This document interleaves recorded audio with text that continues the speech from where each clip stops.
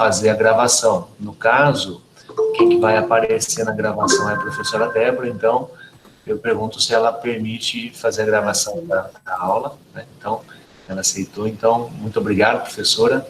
Fica à vontade de iniciar a sua aula. Gerson, obrigada. Boa noite a todos. É um prazer estar aqui. Toda a ideia nesse ciclo de palestras surgiu de uma conversa que eu e o professor Gerson tivemos a respeito de levar a comunidade, não só os alunos, mas também a comunidade de São Carlos e de Araraquara, o que se sabe sobre a fisiologia do Covid, ou como o Covid, né, essa doença que apareceu, está assustando a todos, como é que ela interage com os órgãos e sistemas, que é isso a nossa pós-graduação, como o professor Gerson bem falou. Nós somos um programa interinstitucional, né, vocês estão vendo coisa, problema de interrupção, de rede e tal, você dá um alô para mim no celular, tá? Ou se tiver com problema de áudio, enfim. Então, eu trabalho com o sistema renina-angiotensina, não trabalho com Covid, mas me chamou muita atenção quando eu trabalho com o sistema renina-angiotensina e regulação cardiovascular e do equilíbrio hidroeletrolítico, principalmente com a parte do sistema renina-angiotensina local, e o local que eu falo é no sistema nervoso central. Então, toda a minha linha de pesquisa nos últimos 20 anos, desde a minha pós-graduação, eu acabei meu doutorado em 99, ou seja, ano passado eu fiz 20 anos, né, de pós-graduação, de doutorado. Eu sempre trabalhei com sistemas hormonais e como eles interagem no nosso organismo para a regulação de pressão arterial e do equilíbrio hidroeletrolítico. E, de certa maneira, eu também conheço a ECA2, que vai ser um pouco do foco da aula, porque é essa enzima que acaba deixando o vírus SARS-CoV entrar nas células do nosso organismo. Então, eu vou, de linhas gerais, eu vou falar um pouco sobre o sistema renina-angiotensina, para dar uma recordada, né, várias ações, né, e o primeiro slide que eu tenho se o sistema renina-angiotensina é um vilão ou se é um mocinho. Provavelmente a plateia que está, e talvez até o professor Gerson, que ele é bem mais novo do que eu, não conheça nem esse vilão e nem esse mocinho, né? Então, esse vilão ele era o vilão do primeiro filme do Superman, quando eu era criança, então, para vocês verem como é antigo. E esse mocinho aqui é o Patrick Swayze, até um ator que já é falecido, mas ele fez vários filmes românticos também na minha época de adolescente. Um deles foi aquele Ghost, né, que ele faz uma interpretação de um mocinho que acaba morrendo, etc. Então a gente vai ver primeiro a fisiologia do sistema renina-angiotensina para entender onde é que entra o SARS-CoV nessa história toda. Então, esse aqui é um esquema clássico, né, da formação do peptídeo, que é o hormônio angiotensina 2. Então, nós temos esse peptídeo angiotensinogênio, que é produzido no fígado continuamente, nosso organismo produz o angiotensinogênio, ele tem 12 aminoácidos, e é clivado pela enzima renina, que é produzida pelas células justaglomerulares nos rins. Essa clivagem, veja, então isso aqui é um peptídeo que é produzido, está na corrente circulatória, a renina tem alguns estímulos que vou mostrar para vocês que promovem a secreção de renina e cliva o angiotensinogênio num outro peptídeo, que é a angiotensina 1, que não tem atividade biológica. Tá? A angiotensina 1, circulando no nosso organismo, quando passa pelo endotélio vascular nos pulmões, ela é convertida em angiotensina 2 pela enzima conversora de angiotensina. Essa enzima conversora, só um pouco da história dela, eu e o professor Gerson, na verdade, ele fez toda a pós-graduação lá na farmacologia, ligada à farmacologia da Faculdade de Medicina de Ribeirão Preto, eu fiz mestrado lá na farmacologia. O funcionamento dessa enzima conversora de angiotensina e de drogas que bloqueiam essa enzima, que são os inibidores da enzima conversora de angiotensina, né, o primeiro foi o captopril, que é um antihipertensivo vários medicamentos, fármacos, né, que são bloqueadores da enzima conversora de angiotensina, são amplamente utilizados para o controle de hipertensão. Foi descoberto na faculdade, pelo menos o mecanismo de ação, na Faculdade de Medicina de Ribeirão Preto, pelo professor Sérgio, que já é falecido. Mas, enfim, então temos aqui a angiotensina 2. O que faz, então, o que caracteriza um hormônio, né? Então, lembrando da época de graduação, quem ainda está na graduação, quem já se informou, quem está na pós-graduação, o que caracteriza, então, a diferença básica entre a sinalização celular de um neurotransmissor para um hormônio é que o neurotransmissor, ele é liberado na fenda sináptica, atua na membrana pós-sináptica, eventualmente até na membrana pré-sináptica, e tem mecanismos ou de recaptação desse neurotransmissor, ou então de enzimática para a quebra da sua atividade, né? Um exemplo disso é a acetilcolina, que é liberada na fenda sináptica, e tem a enzima acetilcolinesterase, que a cliva rapidamente, né? Já o glutamato é outro neurotransmissor que depende mais, a noradrenalina também, de sistemas de recaptação. Isso é diferente para o hormônio, porque o hormônio ele pode ser produzido numa célula, né? A gente tem vários exemplos disso, como as células gastrointestinais que produzem diferentes tipos de hormônios, não necessariamente em glândulas, eles podem ser produzidos por um conjunto de células epiteliais especializadas, formando uma glândula, como, por exemplo, né, os folículos, as células foliculares dos ovários, né, que produzem estrógeno, progesterona e também um pouco de testosterona. E também a gente tem que lembrar que o sangue é um tecido também. Então, no caso, como é que atua um hormônio? Ele é produzido por uma célula. Então, no sistema renina-angiotensina não é uma célula específica, né, mas é um sistema tecidual que é o sangue que é produzido. Uma vez que esse hormônio cai na circulação sistêmica, ele pode atingir amplas regiões do nosso organismo, que isso é totalmente diferente de um neurotransmissor, que é local, ali só na membrana pós-sináptica, né, que ele atua para ter seu efeito, e ele atua em diversos tipos de célula, até pode atuar na própria célula que o produziu, e tem determinado efeito. E o sistema renina-angiotensina, ou seja, a angiotensina 2, é um tipo de hormônio que atua assim. Então, nós temos aqui exemplificado o fígado, né, produzindo angiotensinogênio, que é liberado na corrente circulatória.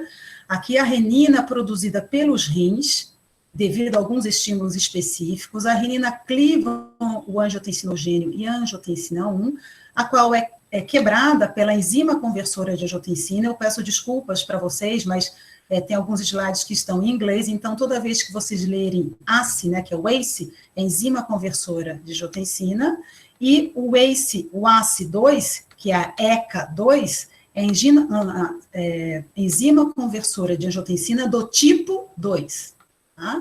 Então, voltando aqui, a angiotensina 1 é clivada pela enzima conversora de angiotensina e angiotensina 2, e essa sim tem os seus efeitos fisiológicos e tal. Um deles é a aldosterona, que hoje nós não vamos falar dela. Então, aqui é um panorama mais abrangente, né, mostrando alguns estímulos que podem fazer com que os rins secretem renina pelas células justaglomerulares. Nós temos aqui situações de hipotensão, redução do sódio dentro dos túbulos renais, um aumento da atividade simpática, por exemplo, uma situação de estresse grande, pode fazer com que a inervação do sistema nervoso simpático para os rins, nas células justaglomerulares, aumentem a secreção de renina. Como o angiotensinogênio sempre é produzido, ele existe em concentrações plasmáticas constantes no nosso organismo, o passo determinante para o funcionamento do sistema renina-angiotensina é justamente a secreção da enzima renina, que é feita por determinados estímulos no nosso organismo. E daí tem aquela cascata que eu mostrei anteriormente, veja, a enzima conversora de angiotensina aqui, a formação de angio 2. A angiotensina 2, por ser um hormônio, ela pode atuar, como eu falei para vocês, em vários locais. Nos vasos sanguíneos periféricos, ela promove uma vasoconstrição. E isso vai levar a um aumento da pressão arterial, porque vai aumentar a resistência periférica total.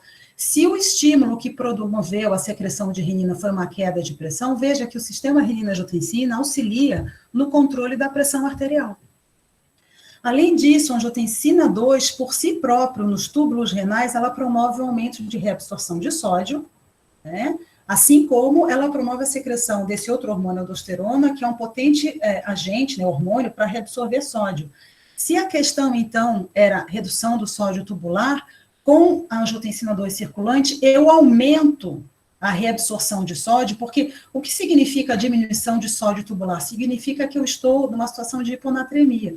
Então, eu preciso, nesse momento, ter o sódio sendo reabsorvido. Tá? E também um efeito importante que a gente não pode esquecer, que esse peptídeo, ele pode atuar também no sistema nervoso central, produzindo uma série de efeitos, né? Os mais conhecidos é a sede, que é o comportamento de buscarmos a água, é também a ingestão de sódio, tá? Quando eu falo ingestão de sódio, aquela vontade que nós temos de comer substâncias salgadas. Então, de novo, se a questão era a redução da pressão arterial, a diminuição de sódio tubular, vejam que os efeitos da angiotensina 2 no sistema nervoso central, e também ela aumenta a atividade simpática do simpático, aumenta a secreção de vasopressina, que é um agente vasoconstritor e tal, tudo isso aqui para regular um sistema que estava desregulado. Então, a angiotensina 2, né, que está aqui nesse slide, como é que ela faz todos esses efeitos? Porque nos tecidos existem receptores que são proteínas, né, no caso para a angiotensina 2, são proteínas que estão na membrana celular, desculpe, então estão na membrana, e a angiotensina 2 se liga a esses receptores e promovem os seus efeitos, para promover seus efeitos em determinados sistemas. Tá? Então, veja, se nós falando, né, juntando o que eu falei no slide anterior, né, os principais efeitos da angiotensina 2, seus mecanismos fisiológicos, nós temos que a angiotensina 2 promove alteração na resistência periférica total, ou seja, promove uma vasoconstrição, alteração da função renal, promovendo a reabsorção de sódio, tudo isso, né, leva a um aumento da pressão arterial, que, na verdade, é um restabelecimento, auxilia no restabelecimento de uma pressão arterial mais baixa, e um comportamento, né, que é a sede e a ingestão de sódio, que nós chamamos como apetite ao sódio. Então, por isso, a gente vê que, sim, o sistema renina-angiotensina, ela é bonzinha, ela tem a parte de mocinha dela, né, ou de mocinha ou de mocinho. Eu poderia ter colocado, né, vilão ou vilã, né, ou mocinha ou mocinho, bom? E aqui, só para mostrar um pouco o que eu faço no laboratório, né, eu coloquei agora alguns artigos, né, selecionei alguns artigos relacionados com o que eu faço com angiotensina 2. Esse é um experimento, tá? Só mostrando para vocês, isso aqui é um encéfalo, um corte coronal de um encéfalo de um rato, tá? Essas estruturas que vocês veem aqui são os ventrículos laterais. Então, nós sabemos, já eu vou voltar a esse assunto com vocês, que a angiotensina 2, ela consegue, como eu falei anteriormente, né, atuar no sistema nervoso central. Então, veja, como é que a gente pode ver isso experimentalmente? Então, nós temos um experimento aqui, onde está mostrando a ingestão cumulativa de sódio, 0,3 molar. Essa concentração de cloreto de sódio é um experimento feito em rato. O rato não gosta, é uma solução aversiva para o animal, tá? E nós vemos que quando nós injetamos angiotensina 2 no encéfalo desse animal, aqui em quadrados pretos, nós temos um animal que tem uma cirurgia fictícia, tá? Em comparação a esse rato aqui, que é o rato 2K1C, que é 2 rins, um clipe, é um animal com hipertensão renovascular. Então, nós vemos que no rato controle, a angiotensina 2 induz central uma certa ingestão de sódio, e uma grande ingestão de água, que é o que está mostrando nesse gráfico à direita. Essa ingestão de sódio ela é potencializada em animais com hipertensão renovascular, que é uma hipertensão que, no organismo do animal, tem muita angiotensina 2. Então, mostra claramente que a angiotensina 2 ela tem essa ingestão, promove esse comportamento de sede e de apetite ao sódio, que no caso é exacerbado o apetite ao sódio nos ratos com hipertensão renovascular, e aqui é o efeito da angiotensina 2 na pressão arterial, mostrando que ela atuando em receptores de angiotensina do tipo AT1 no sistema nervoso central, ela promove aumento da pressão arterial tanto animais controles como animais com hipertensão renovascular. Tá? Isso é só para mostrar para vocês, experimentalmente, como nós podemos verificar os efeitos da angiotensina 2 no sistema nervoso central, que é a minha área de atuação. Então, assim, a função básica, né, do sistema renina-angiotensina é a regulação da pressão arterial, não a regulação rápida da pressão arterial.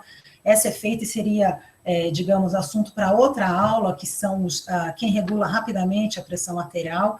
É o sistema barorreflexo, do barorreceptor, que detecta alterações momento a momento da pressão e, reflexamente, altera a atividade simpática e parasimpática para a regulação de pressão arterial, no caso tanto de débito cardíaco como de resistência periférica.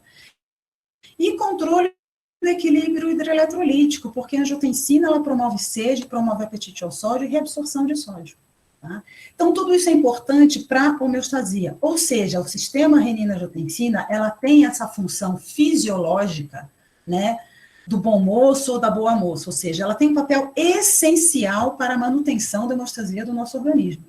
Para vocês terem uma ideia, né, o sistema renina-angiotensina é altamente preservado em várias espécies. Então, vocês veem que, em termos evolutivos, né, foi um sistema hormonal que foi preservado. Agora que nós já falamos, né, sobre a angiotensina 2 e os efeitos benéficos, a angiotensina 2 também tem outros efeitos, e um deles é uma alteração tecidual. Ela promove algumas modificações no tecido, em vários tecidos, se ela está com doses fisiologicamente aumentadas.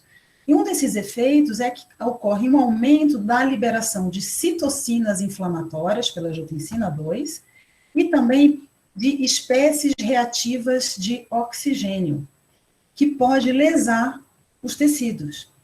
Então, esse aqui é um esquema gigantesco, tá? Eu vou explicar ele com calma e em partes para o que interessa para vocês. Esse é um esquema meu, tá? Em que nós vemos que várias patologias, como, por exemplo, isso é tudo um esquema feito de estudos em animais, mas tem vários dessas, digamos, dessas hipóteses já foram confirmadas em seres humanos, que a obesidade, a hipertensão renovascular ou a hipertensão nesse modelo animal, que é um modelo animal de hipertensão essencial, que é a hipertensão primária, que é a mais prevalente em humanos, todos eles têm níveis aumentados de angiotensina 2. A angiotensina 2, porque o sistema renina-angiotensina está mais ativado nessa situação. Então, a angiotensina 2 circulante, como eu falei para vocês, pode atuar no sistema nervoso central. E no sistema nervoso central, seja na parte mais anterior do encéfalo, como a região bulbar do encéfalo, promove a produção de espécies reativas de oxigênio, e isso vai culminar no maior aumento da pressão arterial, ou seja, é um sistema que se retroalimenta positivamente, mantendo a hipertensão nessas morbidades que eu acabei de explicar para vocês, ou seja, na obesidade e nas hipertensões, sejam elas essenciais, no caso do rato, que é o rato espontaneamente hipertenso, que ele é geneticamente hipertenso, ou a renovascular.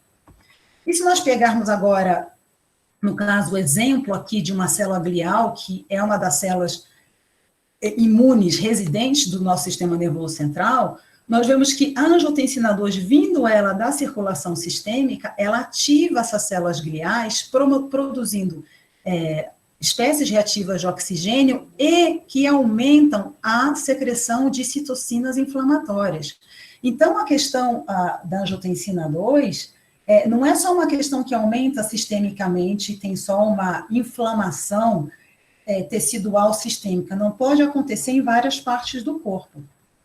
Então, vejam que as fisiopatologias, existem várias fisiopatologias correlacionadas com o sistema renina-angiotensina. Então, como eu falei para vocês, a hipertensão primária, a hipertensão renovascular, a obesidade, que é o que eu estudo muito no laboratório, tudo isso aumenta a secreção de renina. Aumentando a renina, que é a enzima da etapa limitante, que é a primeira enzima. Se não tiver renina, não tem formação de angiotensina 2. Você pode ter ECA, porque a ECA está ancorada no endotélio vascular pulmonar, mas se não tiver renina secretada, não tem formação de angiotensina 2. Só que nessas patologias, veja que tem uma hiperatividade de renina, com maior formação de angiotensina 2. Isso há uma exacerbação dos efeitos da angiotensina 2 e uma inflamação crônica tecidual, que é bem característica dessas patologias. Nessa situação, sim, a superativação do sistema renina-angiotensina é um vilão, é uma vilã. Tá? E isso, obviamente, pode ser assim bloqueado com uma série de medicamentos, como, por exemplo, os medicamentos que vão bloquear os efeitos ou a formação de angiotensina 2, veja, aqui está faltando, obviamente, as etapas, né, intermediárias, que são os inibidores da enzima conversora, como o captopril e nalapril, ou então bloqueadores do receptor AT1. Isso é utilizado na clínica, assim, a linha de frente de tratamento de hipertensão são com bloqueadores de alguma enzima ou receptor do sistema renina-angiotensina. Pois bem, então, classicamente é isso que se conhece do sistema renina-angiotensina, tá? O que mais que nós sabemos desse sistema? O que mais é conhecido? Então, é conhecido também, isso aí eu já falei para vocês, que nós temos aqui o angiotensinogênio, né, que é liberada pelo fígado, a renina, a angiotensina 1, a enzima conversora de angiotensina, que forma anjo 2, que tem vários efeitos, mas aqui aparece a enzima conversora do tipo 2, que foi descoberta aproximadamente há 20 anos, muito diferente, né, desse sistema que é descoberto há mais de 80 anos. E vejam que interessante, a angiotensina 2, ela é clivada, ela tem os seus efeitos, mas existe uma enzima, né, a enzima conversora do tipo 2, que vai clivar a angiotensina 2 nesse peptídeo, que é conhecido como angiotensina 1A7, que é muito estudado pelo grupo da Universidade Federal de Minas Gerais, até eu vou citar um dos trabalhos aqui, ou de coisas para nós pensarmos, né? Eu tirei de um arquivo que eles mandaram para a Sociedade Brasileira de Fisiologia, e a Anjo 1A7, depois de apenas um parênteses, de mais de 30 anos de pesquisa pelo grupo liderado pelo professor Robson Santos, tem sido utilizado hoje como fármaco para tratamento de calvície, porque ela é uma vasodilatadora, né? E eles estão ainda tentando utilizá-lo como tratamento adjuvante para hipertensão. Então, o que nós sabemos? Sabíamos desse sistema aqui, que é fisiologicamente essencial para nós, tá? Principalmente quando nós temos situações de hiponatremia, hipotensão, e a hipotensão pode acontecer por vários motivos, por exemplo, uma hipovolemia que a gente tem, se a gente tem uma enterovirose, tem diarreia, vômito, né, hemorragia. Então, quem está hipotenso por uma vasodilatação periférica dado por um fármaco, por exemplo, esse sistema é ativado. Agora, o que nós temos aqui também é que a angiotensina 2, ela pode ser clivada em angiotensina 1A7, que vai atuar nesse outro tipo de receptor, que é chamado de receptor MAS, que também está em várias células. E essa via que nós não vamos falar dela, é uma via até que eu tenho trabalhos com ela, do outro receptor de angiotensina 2, que é o receptor do subtipo AT2. Então, o que nós temos em termos de sistema renina-angiotensina? Nós temos uma via que superativada vai nos causar várias doenças, tá? Mas fisiologicamente, entre doença e saúde, o que nós temos? Um balanço entre essas duas vias, ou seja, ao mesmo tempo que nós temos a angiotensina 2 produzindo seus efeitos fisiológicos, nós temos também, contrabalanceando esses efeitos, esse sistema que a gente chama de angiotensina 2, ACE2, angiotensina 1A7, receptor MAS, tá? Que é a via que a gente chama de via protetora, contrarregulatória da angiotensina. Então, como eu citei no slide anterior, a angiotensina 1A7, os efeitos dela são justamente opostos da angiotensina 2. Ela é vasodilatadora, ela promove natriurese, ou seja, enquanto a angiotensina 2 nos rins promove reabsorção de sódio, a angiotensina 1A7 promove uma eliminação, uma excreção de sódio. Ela aumenta a função do barorreflexo, né, em basicamente todos os tipos de hipertensão, essas 3 patologias que eu citei para você, hipertensão renovascular, hipertensão nos animais espontaneamente hipertensos, ou na obesidade, acontece um tamponamento do barorreflexo. E um tamponamento dessa função, desse controle rápido da pressão arterial, pode agravar o quadro daí de hipertensão. E tem também essa ação que é muito importante, uma ação anti-inflamatória. Lembra que a angiotensina 2, ela ativa espécies reativas de oxigênio nas células e ativa a formação de citocinas pró-inflamatórias, que, por sua vez, ativam os sistemas locais que têm angiotensina 2. Tá? Então, vejam aqui o mocinho falando dessa via do sistema renina-angiotensina, que é o sistema de formação de ângio 1 a 7. Agora, outra questão que eu coloco é sobre o sistema renina-angiotensina produzido no tecido sanguíneo. Quer dizer, será que esse é o único local no nosso organismo onde é produzida angiotensina 2? Então, tem inúmeros estudos de mais de 50 anos mostrando que não. Que no sistema nervoso central, primeiro foi descrito que havia os receptores de angiotensina 2. Receptor AT1 em maior quantidade, menor quantidade, receptor AT2. Porém, já tem vários trabalhos mostrando que toda a maquinaria para a formação de angiotensina 2 existe no sistema nervoso central, nos pulmões, no tecido adiposo, no tecido renal e no coração. Tem também nas gônadas, né, testículos e ovários. Então, vocês podem ver que o sistema renina-angiotensina, além de ter uma ação, digamos, periférica, porque ela é formada no sangue, ela também pode ser produzida localmente por vários tecidos. Tanto é que, no caso da obesidade, a grande fonte de angiotensina 2, que daí aumenta até a pressão, esses indivíduos, e ratos têm aumento da pressão arterial durante a obesidade, vem da angiotensina 2 produzido no tecido adiposo. Eu chamo a atenção aqui de vocês os pulmões, porque os pulmões são os órgãos mais afetados, é o órgão mais afetado pela infecção com Covid, né? E porque dá a síndrome respiratória aguda, né? Que é aquela infecção, aquela inflamação pulmonar terrível. Então, vamos ter em mente que o sistema renina-angiotensina é produzido por vários tecidos e nós temos aqui os pulmões.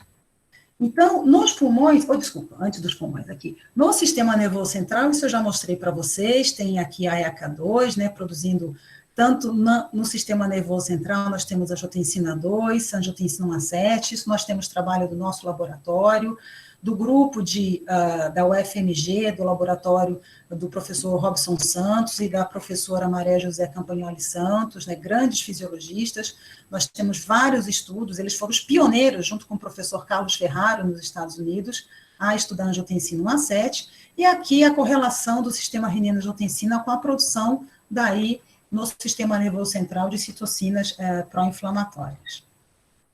E agora eu gostaria de mostrar alguns slides sobre o que nós fazemos no laboratório, né, para mostrar essa inflamação que acontece. Esse aqui é um exemplo de experimentos feitos com animais com obesidade, tá?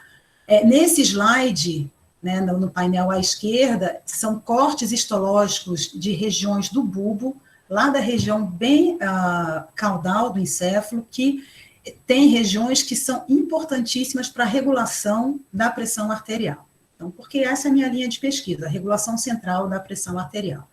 E essa área aqui que nós vemos chama-se núcleo do trato solitário. O que nós vemos aqui? Aqui são ratos com dieta padrão, que seria a refeição normal do rato, a ração padrão, e esse aqui é a refeição hiperlipídica, que é uma refeição com 45% de gordura, de calorias na forma de gordura, que isso para o rato é muito alto. Normalmente, a ração do rato tem 5%. Tá? Então, aumenta de 9 vezes. O que nós vemos histologicamente falando? Essa histologia, ela é marcada, é um anticorpo que se liga a astrócitos. Essa proteína aqui, GFAP, é uma proteína que só existe em astrócito. Então, nós vemos que nessa estrutura que é importante para a regulação cardiovascular, ela está muito mais densamente preenchida quando o animal foi alimentado com dieta hiperlipídica. E a mesma coisa para essa outra proteína, que é IBA1, que é uma proteína que existe numa outra célula, chamada micróglia. Então, nós vemos aqui que, embora exista, porque ela é célula residente do sistema nervoso central, assim como os astrócitos, ela existe lá, mas quando o animal é tratado com dieta hiperlipídica, vejam que o encéfalo ele fica inflamado. E agora eu só chamo a atenção para essa parte de baixo aqui do slide, onde mostra que, junto com essa inflamação, vem também um aumento de citocinas inflamatórias no encéfalo. Então, um encéfalo inflamado no rato obeso. Isso também acontece no rato que tem hipertensão renovascular. Então, é basicamente o mesmo procedimento, a mesma área, é um estudo também do nosso laboratório, mostrando que no rato normotenso tem poucas micróglias, aparecem mais no rato hipertenso, e os astrócitos são muito maiores, aqui é o rato controle, no rato hipertenso. Então, aqui é só como nós fazemos a contagem, e ainda nesse mesmo estudo, nós mostramos que a NOX2, que é uma enzima que ela está envolvida no processo, quando a angiotensina 2 se liga no receptor AT1, ela ativa uma cascata intracelular de enzimas que vão produzir espécies reativas de oxigênio, que isso é fisiológico. O problema é quando nós temos muita atividade dessas enzimas, tá? E nós temos uma atividade maior de uma dessas enzimas, que é a NOX2, em animais com esse tipo de hipertensão. E vejam também que esse animal também nessa estrutura encefálica tem mais TNF-alfa, interleucina 6. E agora os pulmões. Veja que nos pulmões nós temos também aqui o sistema renina-angiotensina, e no caso dos pulmões, a ECA2, ela está nos pneumócitos, principalmente nos macrófagos. Então, nós temos esse sistema de renina-angiotensina local, e temos aqui a ECA2, né, enzima conversora do tipo 2, tem vários jornais que escrevem enzima conversora de angiotensina 2. Não é de angiotensina 2, é do tipo 2, tá? E está aqui nos pneumócitos e nos macrófagos, ou seja, no tecido pulmonar. E antes de falar sobre o COVID, veja como esse sistema, mostrado aqui anteriormente, da angiotensina 1 a 7, ele é protetor, não só apenas na parte cardiovascular, que isso foi mostrado em vários artigos, mas o grupo também da UFMG, junto com a professora Patrícia Rocco, que é uma das pessoas que mais estuda sistema pulmonar no Brasil, uma grande fisiologista respiratória, ela inclusive está com um grande projeto para estudar os efeitos do COVID no sistema respiratório, né, em diferentes modelos animais. O que eles viram nesse experimento? Eles induziram uma inflamação pulmonar, tá, no animal, injetando neles albumina. Então, aqui é um tecido são desse animal controle. Esse é um tecido pulmonar inflamado, tá? E esse é um tecido pulmonar de um animal que foi induzido à inflamação, mas ele foi tratado com angiotensina 1 a 7, mostrando como esse sistema protetor funciona, inclusive com uma ação anti-inflamatória. E agora, um outro estudo do laboratório, né, que nós mostramos que nesse tipo de hipertensão, agora no sistema nervoso central, que tem uma correlação de receptor AT2 e ECA2, nós mostramos que ratos com hipertensão renovascular, tá, nós introduzimos aqui no encéfalo desse animal, porque as quantidades do receptor de angiotensina do tipo 2, que ele também, quando ativado, tem uma ação antagônica do receptor do tipo 1, ele tem quantidades muito diminutas no sistema nervoso central, principalmente nas áreas reguladoras de pressão arterial. Então, nós injetamos com um vírus, que é um vírus feito em laboratório, ele transfecta a célula, mas ele não infecta a célula. Então, nós aumentamos artificialmente o número de receptores AT2 para a angiotensina 2 que estava circulante, que é produzido no sistema nervoso central, para atuar. E nós vimos o seguinte, que em rato normotenso, ele tendo ou não a superexpressão, maior número de receptor AT2, não altera a pressão arterial dele, é o que está descrito nesse gráfico. No entanto, o rato que foi injetado, esse GFP seria a proteína controle que é injetada, tá? Que a hipertensão arterial, ela foi reduzida, ela não foi completamente abolida, mas ela foi reduzida em animais que tinham essa superexpressão em núcleos do sistema nervoso central que regulam a pressão arterial. E aqui o que nós vemos? A expressão gênica, né, tanto em animais controle como animais hipertensos, tá? Do receptor AT2, como eles receberam a mesma quantidade, vocês podem ver que em nível basal é muito parecido e que houve um aumento igual nos dois. O receptor AT1, que é aquele que quando tem maior quantidade dele ou tem mais angiotensina, pode produzir os efeitos deletérios, né, em excesso da angiotensina 2, os níveis não se alteraram, tanto em animais controle, que são os animais normotensos, como animais hipertensos. O que chamou a nossa atenção naquela época, que esse artigo foi publicado em 2016, que nessas áreas do sistema nervoso central, na verdade é uma área específica, né, de novo, o núcleo do trato solitário, em ratos com hipertensão renovascular, a concentração, na verdade, a expressão do RNA mensageiro da enzima conversora do tipo 2 era muito menor. Tá? Quando nós injetamos, daí superexpressamos o receptor AT2, nós normalizamos essa expressão e nós estamos associando essa redução da pressão arterial a justamente a normalização da enzima conversora do tipo 2, porque esse animal tem muito a angiotensina 2 circulante, que pode, no sistema nervoso central, nesse momento que a gente normaliza os níveis de enzima conversora do tipo 2, clivar anjo 2 e angiotensina 1A7.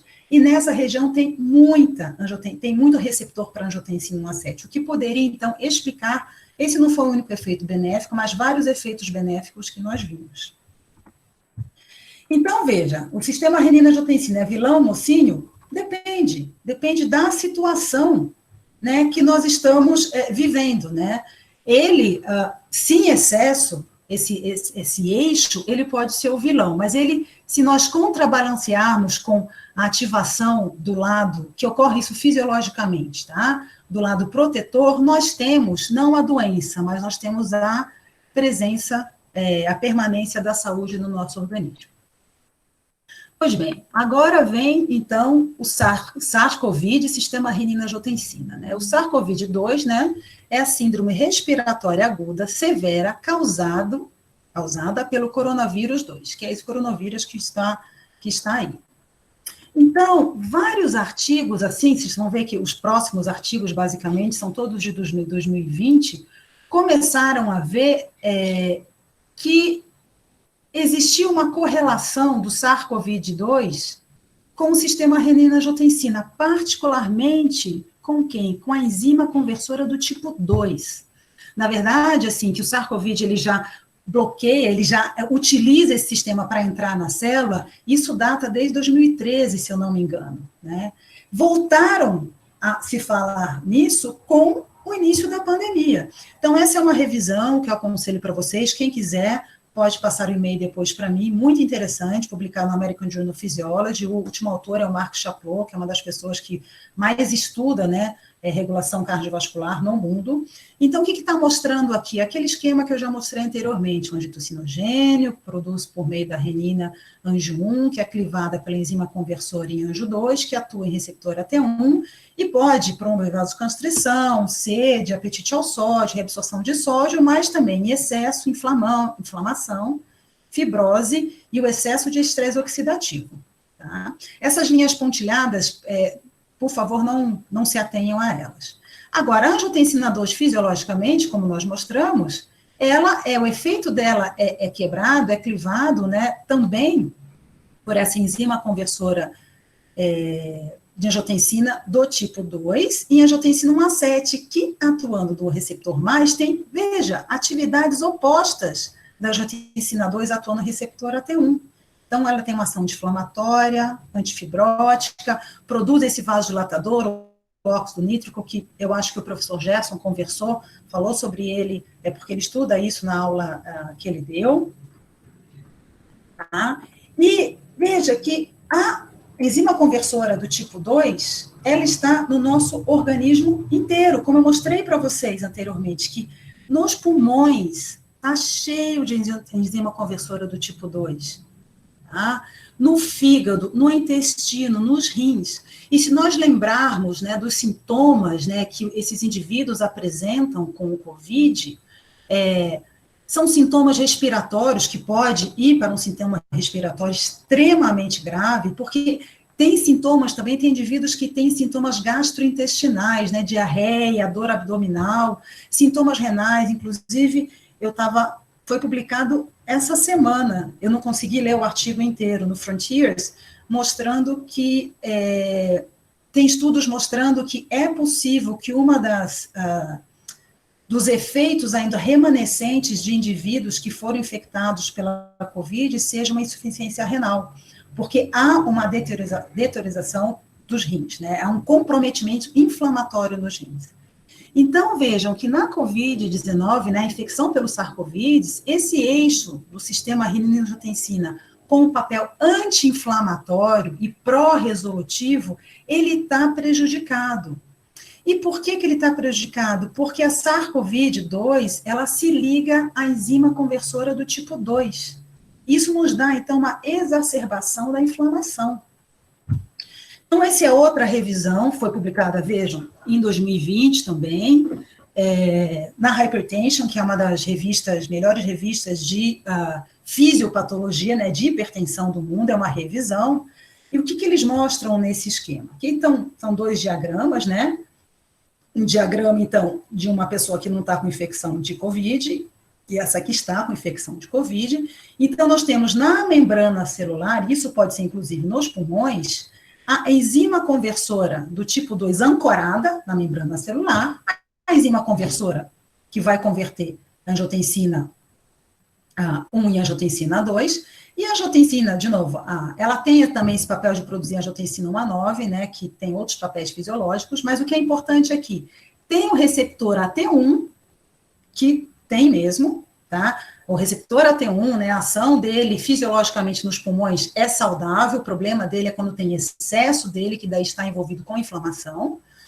E temos aqui a enzima conversora do tipo 2, que vai clivar angiotensina 2 e angiotensina 1 a 7. Tá? Então, isso que é o que fisiologicamente nós temos.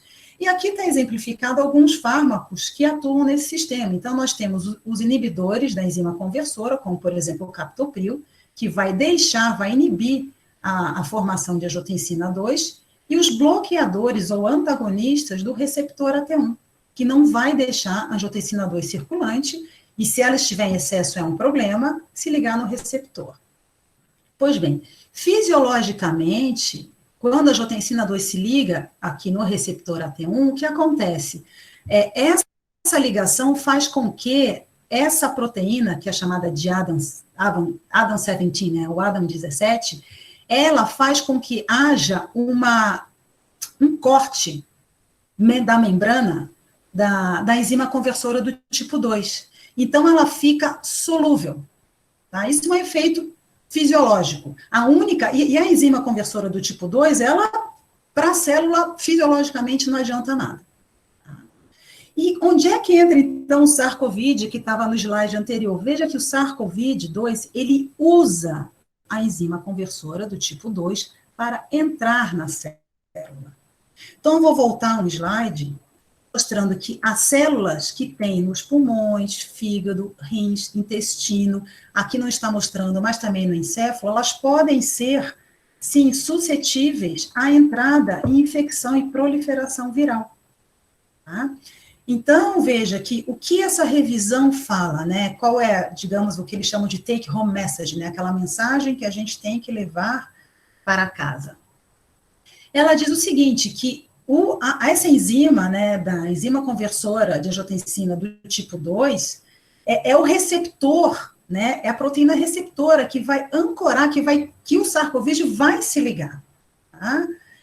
Então, nós temos muito mais angiotensina 2 ancorada, angiotensina 2 não, a enzima conversora de angiotensina 2, ancorada na célula, do que ela circulante. Veja que ela circulante, se nós tivermos ela circulante e o SARS-CoV ligar nela, não vai acontecer nada, porque o SARS-CoV ele precisa que ela esteja ancorada na célula para entrar na célula. Né?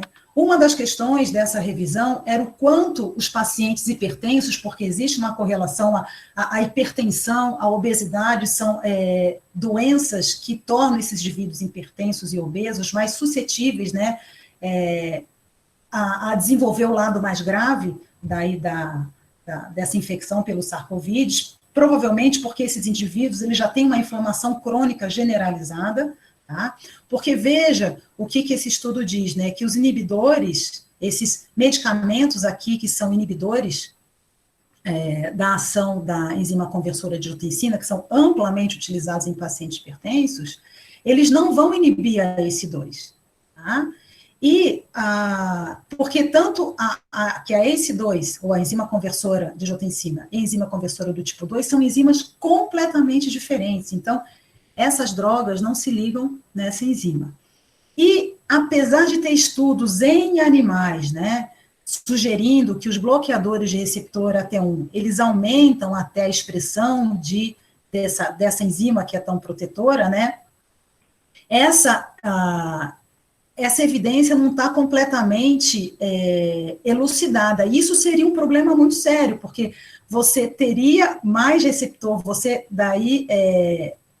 o bloqueador, o que acontece? Se você tem a angiotensina 2 circulante funcionando, ela promove, né, esse shedding aqui, a quebra daí da enzima conversora que está ancorada. Se você bloqueia, tem alguns estudos que sugerem que você tem muito mais ACE2 aqui, ACE2 ancorada na célula. Então, pensou-se, puxa vida, os pacientes hipertensos que usam losartana, que é uma droga altamente utilizada, né, que é um bloqueador do receptor AT1, vão ter mais propensão a desenvolver a SARS-CoV, né, o sintoma da SARS-CoV. Por isso que os indivíduos hipertensos, e tudo isso é essa a causa aí dessa revisão, por isso que os indivíduos hipertensos estão mais suscetíveis a ter infecção, porque eles têm a maior expressão da ACE2 nos pulmões e em todos os tecidos. Então, isso ainda não está completamente elucidado, né? E o que eles falam daí nesse artigo, esse é o artigo, né, publicado por escrito por esses pesquisadores, eles dizem, né, que baseado, né, nas evidências atuais, o tratamento com bloqueadores do sistema renina-angiotensina não devem ser descontinuados em indivíduos com SARS-CoV, tá? Porque o que se sabe, né, essas questões aqui ainda são questões, né, o quanto o bloqueador do receptor AT1 interage ou interfere com a expressão da ACE2, o quanto isso pode piorar, isso até o momento não se sabe. O que se sabe efetivamente é que o SARS-CoV, ele se liga na ACE2, nos tecidos, e nós temos muito no tecido pulmonar, tá? E promove a infecção. E qual que é a característica daí dessa infecção? A infecção viral que vai produzir um estado inflamatório muito grande, e nós temos que lembrar também que, desculpa, está nesse slide aqui, que se nós não temos a ACE2, nós vamos bloquear essa ação anti-inflamatória do sistema renina-angiotensina. Então, nós temos nessa situação a infecção por um vírus que promove por si só uma infecção forte no pulmão.